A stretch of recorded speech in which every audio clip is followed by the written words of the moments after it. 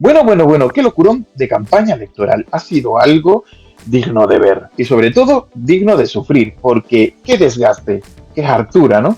Ha sido una cosa de vergüenza ajena y sorprendente. Ha habido de todo, quizás sea por la ola de calor, pero en general he visto a los políticos desgastados, cansados, con ganas de que acabara ya la campaña, incluso con el añadido de Zapatero y de Rajoy. El infinito es el infinito, el universo es infinito.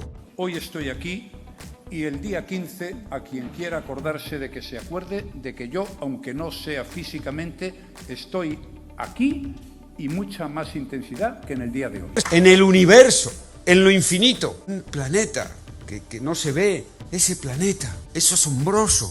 Hemos visto a los políticos desorientados, no sabiendo qué marco mental emplear para poder llegar a la legitimidad y a la autoridad que querían tener para conseguir la gobernabilidad.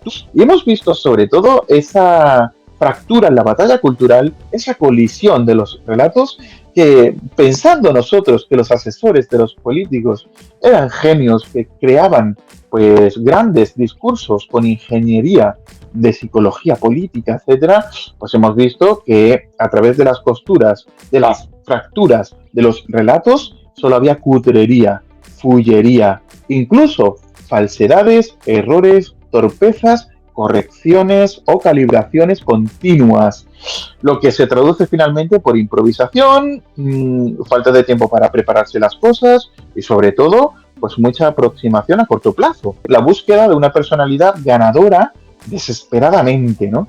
Aparentar tener fuerza, tener seguridad, tener confianza y sobre todo tener triunfo y presidencialismo, ¿no? Sobre todo lo hemos visto, por ejemplo, en el debate del cara a cara Feijóo-Sánchez, hemos visto como Sánchez empezó con un enfoque presidencialista y triunfalista que habría venido muy bien si no se hubiese visto rápidamente su debilidad.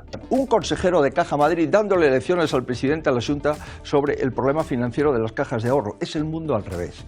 Vimos un Feijóo fuerte psicológicamente, quizás se preparó psicológicamente más que Sánchez, y Feijóo estaba en su sitio.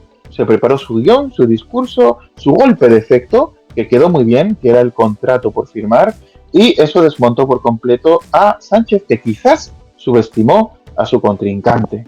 Si usted gana las elecciones, yo facilito su investidura. Si las gano yo, la va a facilitar usted. Eso es una falacia. Usted dice una mentira a partir de una media verdad.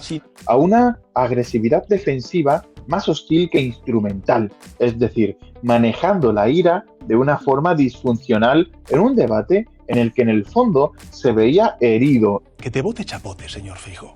Se hacen camisetas con el que te vote chapote. Que se iban a retirar las banderas LGTBI. Presidente Sánchez, que hubieran votado atienda a los moderadores un segundo, por favor. Que se iba a censurar una obra de Presidente Sánchez, presidente Sánchez, atienda a los moderadores un segundo, por favor. De julio, tanto a usted como a Presidente Sánchez, por tercera vez. ¿Eso en qué se tradujo? Se tradujo en la conveniencia por parte de Sánchez del enfoque del marco mental del victimismo. ¿El victimismo qué trae? Pues trae una cosa buena, que es la ausencia de responsabilidad ante los hechos negativos. Es decir, yo no soy culpable, yo no soy responsable de las cosas que han pasado negativas, ¿no? Pero por otro lado, das una imagen de debilidad. Y la imagen de debilidad entra en conflicto directo precisamente con la imagen de fortaleza, de legitimidad, de autoridad, de solvencia que intentamos sobre todo encontrar para nuestros propios perfiles como gobernantes, ¿no?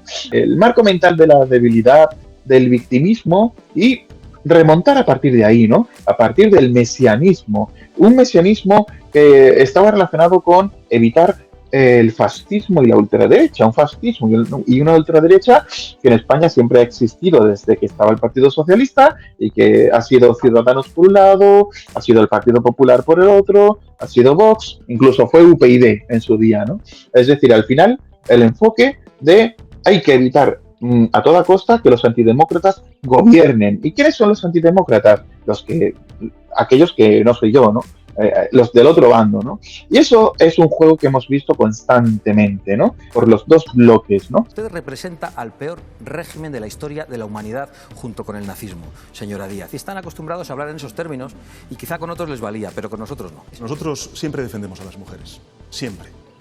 Y algunas veces cometemos errores.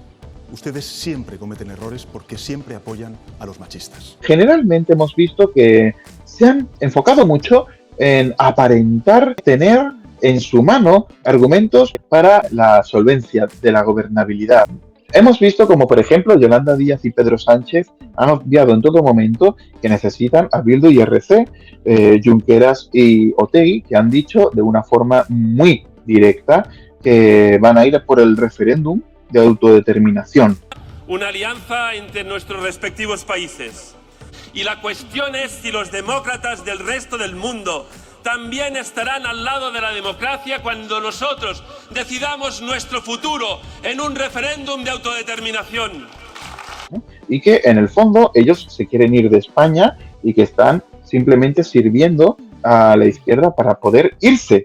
Incluso hay una frase de Otegi bastante lapidaria diciendo que es paradójico que ellos estén ayudando a España porque se quieren ir de España y que eso les viene bien a ellos. Ese tipo de cosas por ese lado se obvia, pero por el otro yo creo que el PP con ese marco presidencialista y de atrápalo todo, intentando encontrar el mayor porcentaje posible, ¿no?, de voto del centro derecha, incluso intentando rascar un poco por la izquierda, lo cual es muy interesante. O sea, Feijóo se autopercibe como un moderado que puede conseguir votos del Partido Socialista e incluso de Vox, ¿no? Una persona moderada y un refugio para aquellos que buscan huir del exceso, el exceso de la izquierda y el exceso de la derecha. Y se ha comportado así todo el rato, como si fuera de piedra, ¿no? Como con contención, ya con el marco presidencialista en todo momento y con un marco triunfalista heredado de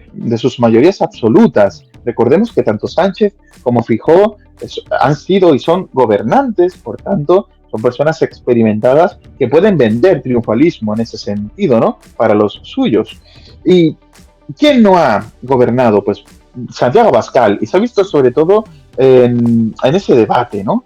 En ese debate en el que, en el fondo, teniendo argumentos medianamente sólidos, incluso teniendo momentos, golpes de efecto, como por ejemplo la pregunta, ¿no?, abierta de ¿qué es una mujer? Madre, ¿qué es una mujer para ustedes? Yo lo tengo claro, pero ¿qué es una mujer para ustedes? ¿Qué es una mujer, señora Abascal, para usted? Lo estoy preguntando yo. No, le pregunto yo a usted, ¿qué es una mujer para usted? Pues aquí se ha quedado en tablas, no lo van a contestar, pero si... Pregunta que no se respondió. No es fácil de responder, claro que sí. También le vimos muy torpe. También vimos que Yolanda Díaz fue mucho más preparada. Ella sí se trabajó los golpes de efecto de una forma más práctica, desde mi punto de vista. Usted acaba de afirmar que estamos destruyendo la economía y que no hacemos políticas para los agricultores. Le voy a dar el dato yo. Tenemos más trabajadores en la agricultura que nunca, 750.000, que nunca. Creo que Santiago Abascal fue un poquito más confiado con su propio argumentario, un argumentario muy trabajado por él, sobre todo muy convencido y muy asentado, ya que Santiago Abascal se ve que es una persona que tiene unas firmes convicciones con respecto a sus propios argumentos, ¿no?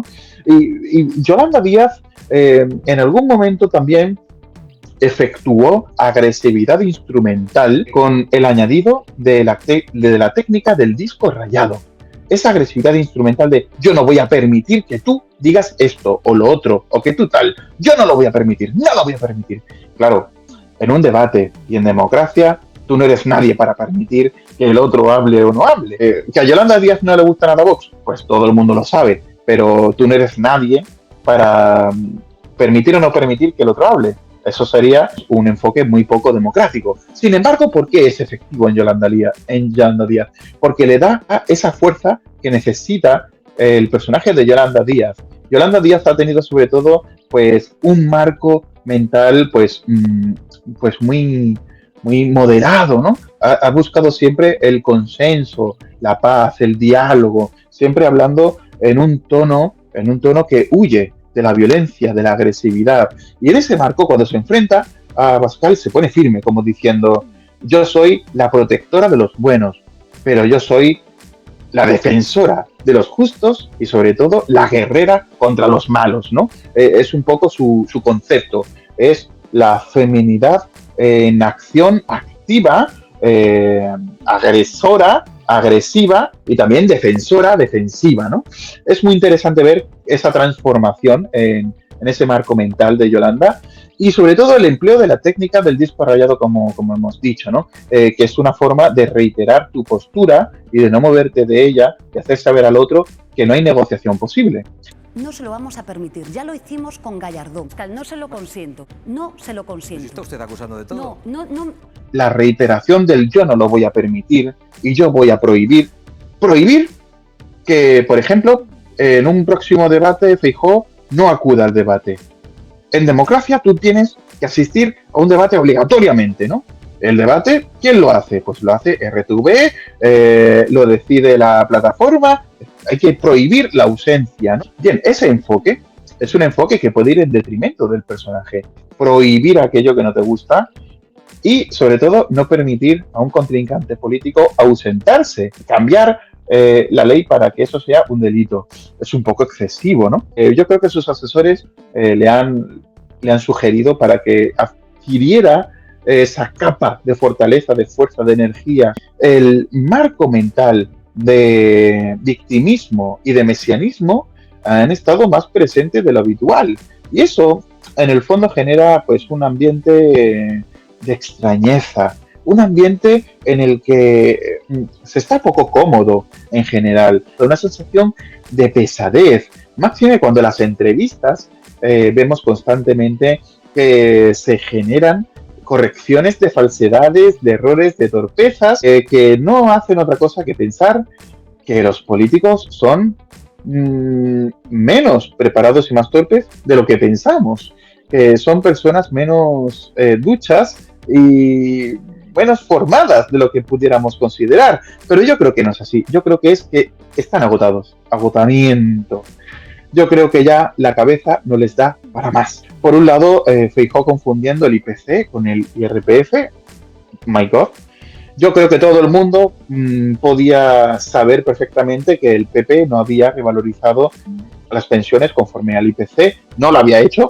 Eso sí es verdad, que nunca las había bajado. Siempre había un umbral mínimo de 0,25, vale, pues di eso, tío, no digas que conforme al IPC siempre lo habéis revalorizado. ¿Por qué? Porque pierdes el argumento de que nunca lo habéis bajado y siempre habéis tenido el umbral mínimo y ganas la torpeza de haber cometido una falsedad, que yo creo que ha sido más un error que otra cosa, pero ese error es imperdonable. No va a tener días de campaña el señor Feijóo para todas las rectificaciones por faltar a la verdad que ha hecho en esta campaña y en el debate con Pedro Sánchez. En campaña es imperdonable. Sobre todo, un error tan grueso. Confundir IPC con IRPF no es poca cosa.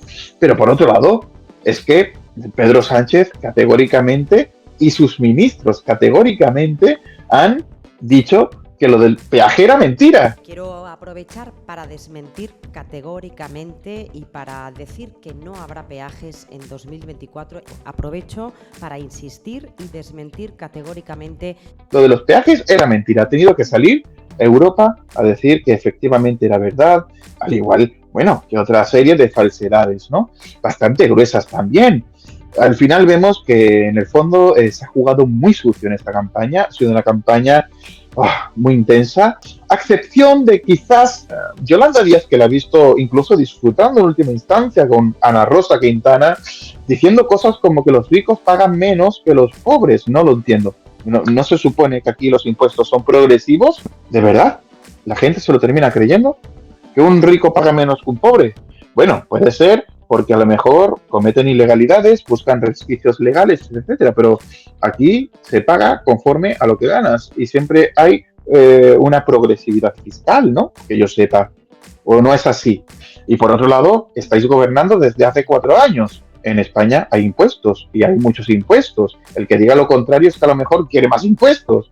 Pero yo creo que sobre todo lo que hay que hacer es balancear ingresos y gastos, gestionar bien el dinero público y sobre todo vincular los gastos con los ingresos también. No hay una claridad total. Y eso es desconcertante, sobre todo cuando estamos diciendo que van a haber peajes incluso en las ciudades. Y yo creo que estaban todos deseando que se acabara ya. Por favor, si gano que gane, pero si pierdo, dadme ya, por favor, la extrema unción, porque esto es insoportable, ¿no? En última instancia, sucede que al final el que acaba confundido del todo es el ciudadano, aquel que tiene que votar y dice, oh Dios mío, me están engañando todos, porque estoy mirando por debajo de la costura del relato y lo que hay es cutrerío.